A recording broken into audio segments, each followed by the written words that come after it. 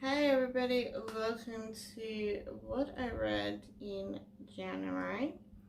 So I was off to a good start in January actually.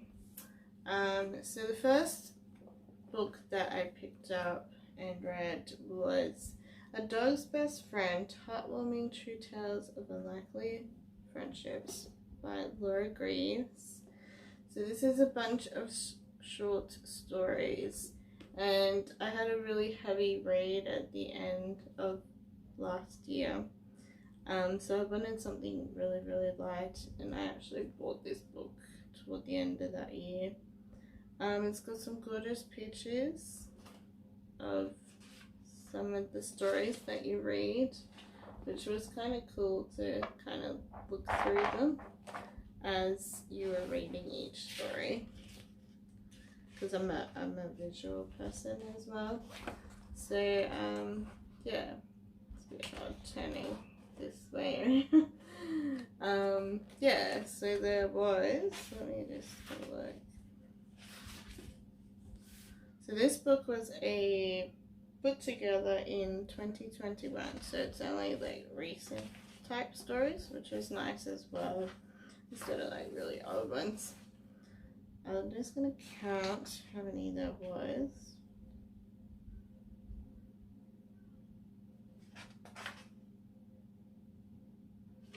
So there's 15 short stories in there, and they were all so adorable and cute, and yeah, so lovely to read. It was nice to start off 2022 with this.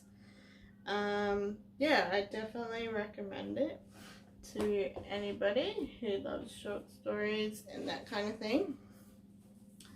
The next book that I really wanted to read in January was Atomic Habits by James Clear. This one was very factual, but there was quite a lot of stories in here for like examples and stuff like that. But yeah, it is very theoretical. And it is an easy read actually, so if you are into that kind of thing, then definitely go for it. I personally sort of knew all the facts, so it was just kind of like reiterating everything for me. So like saying, oh yeah, you know, this is the fact, but you know, actually do it, sort of thing. So things like habit trackers, that was one thing that I already knew about and already do in my planning kind of thing. Yeah, so the examples probably in the book helped me more than anything, to sort of just like back up all the facts that I knew. But if you have no idea, then this is a really good place to start, about habits and, you know, giving yourself great habits and changing habits, that kind of thing. My perspective on the year is to change a lot of my habits to, yeah, for the benefit of my life. And that's why I really wanted to read this book. Yeah, it did help me a tiny bit, but not as much as I was hoping. Yeah, but obviously a book is not gonna, you know, change things very much.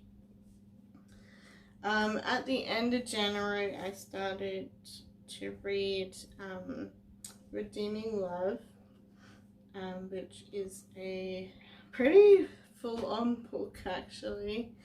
I'm still reading it, and it's still February. It's very full on. I'm only like halfway through it, and then it's like near the end of February. That's how heavy it is. It's just really heavy in topic. For a faith person, this is a faith book, based on the book of Hosea in the Bible, and it's just really full on with topics that haven't really been in my life, so they're really, really heavy. But it's at a point in the middle now where like a growth is happening with the main character, and she's trying to find, you know, her place of where she is and everything. So yeah, it's actually getting really good in the middle, and I have sped up a lot by reading it.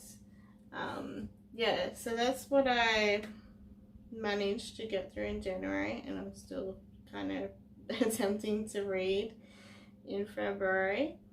Yeah, so if you're interested in any of those, then go for it. Yeah, some great reads there. Yeah, I don't get through a lot of books quickly like a lot of people do. Yeah, I'm just happy with where I am standing with my reading at the moment. Obviously, yeah, I don't have piles and piles, but yeah, my next video will be what I've read all of 2021, which was the first year I got back into reading and found reading as my hobby and stuff like that. And then I'll do a video on my reading journal, and then we'll probably do my March TBR. So stay tuned for all of that, and I'll see you very, very soon. Bye.